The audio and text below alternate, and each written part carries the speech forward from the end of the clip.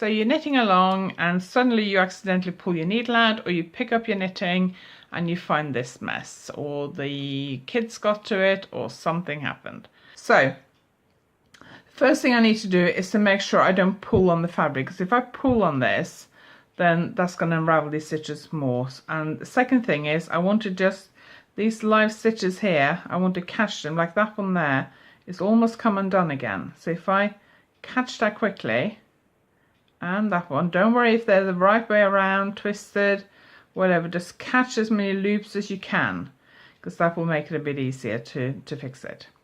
So we got some decreases here, we got some regular knit stitches, we got some yarn overs, we got a split stitch. So let's have a go. So I'm going to just put them all back on that needle. I find it easier if I start fixing it from the right hand side, so I go in that direction the same way I would be knitting. If I was on the wrong side row, I would turn over and look at my right side row when I fix it, because then I can see the pattern a bit better. Now you need to have your pattern handy, your stitch pattern. I don't have that because I just made this up this morning. So I'm just going to have a go. So we got 2 rows here basically that are unraveled, and I know that because I got these 2 strands. Okay, so the first thing I can see here, because I know that I've got these diagonal sort of lines of yarn overs, so I know that that's should have been a yarn over. Now I can tell that the yarn overs unravel 2 rows, because that's the first row after the yarn over, and that's the yarn over row. And there are a very easy way to pick this up and fix it. Whenever you forget to do a yarn over on the previous right side row, you can do this. There's no need to unpick and go back to fix it.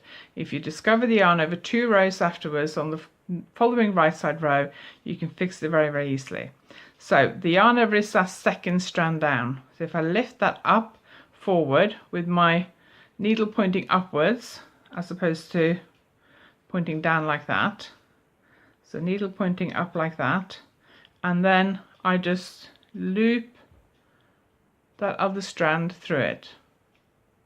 Okay, so I pick the yarn over up, and then I just loop that other strand through it, and then put that on my knitting needle.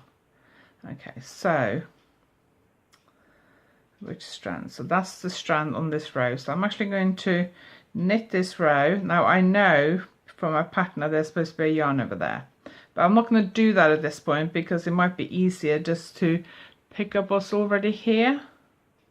Actually, I will do the yarn over, and then I'm going to knit that one through the back loop, and then that one is, hang on, actually I think, looking at this, I think that should be that yarn over, that one there, which was the yarn over on the previous right side row, and that one is supposed to be a knit 2 together.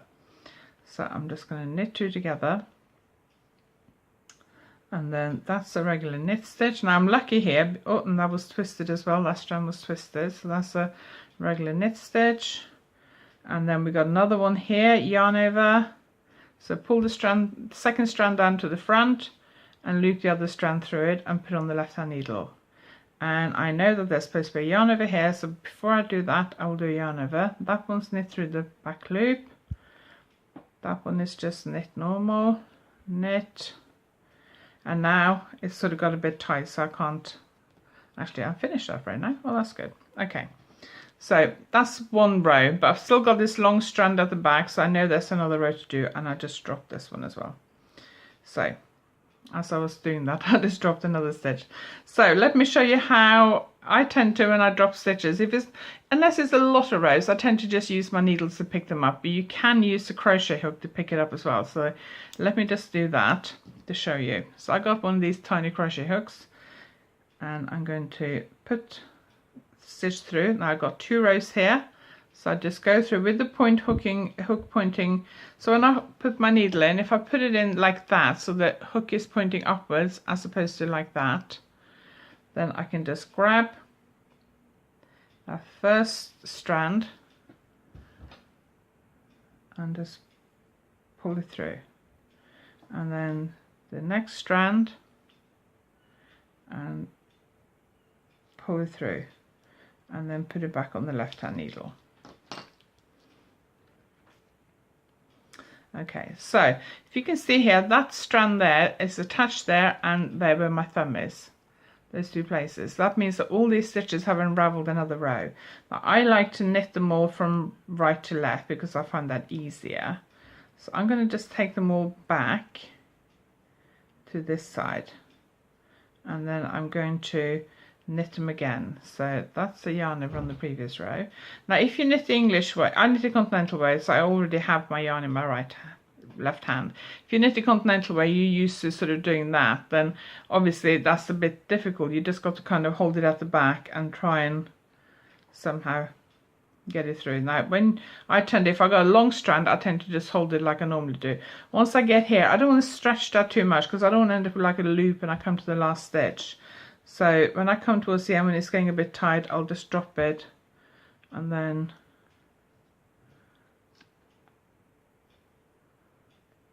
I will just use my needles to kind of ease it through. There we go. So now I'm going to put those back. I'm going to check. So before I put them back, let's just check here if I've got all my stitches. So that's looking okay. That one, that one. Now that's a little bit loose there, but I think that will block out, so that's okay. That's okay. That looks okay. That looks okay. And that looks okay. So now I'm back to this final, the row that I was knitting on when I dropped all these stitches, and I can just carry on knitting.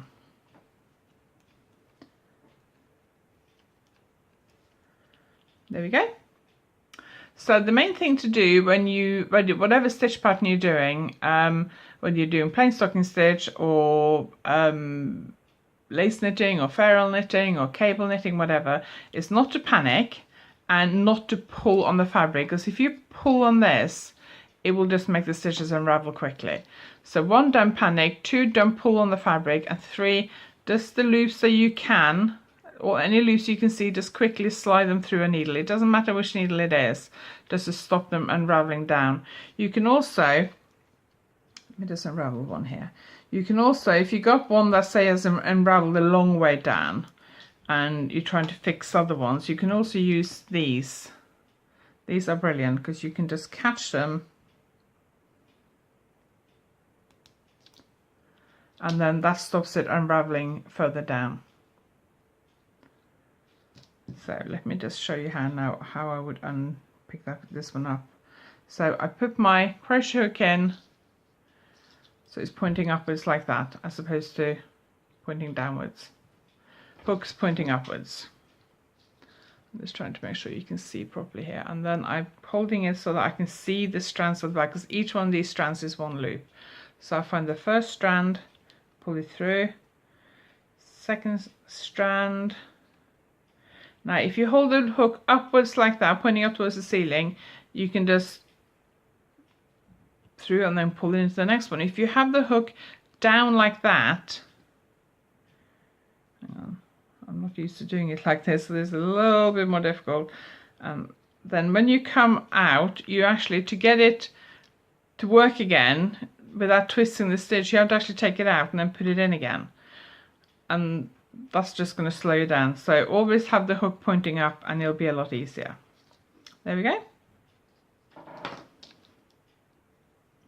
And then I'm just going to go back.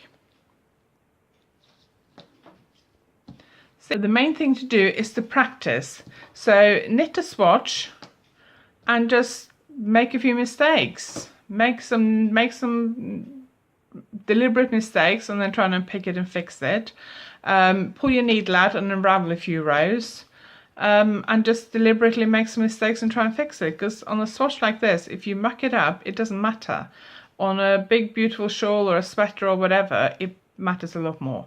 So practice, and then you'll have the confidence to fix it when it's for real. Okay, thank you very much for watching. There's more tutorials on my website at www.yarnaddict.co.uk.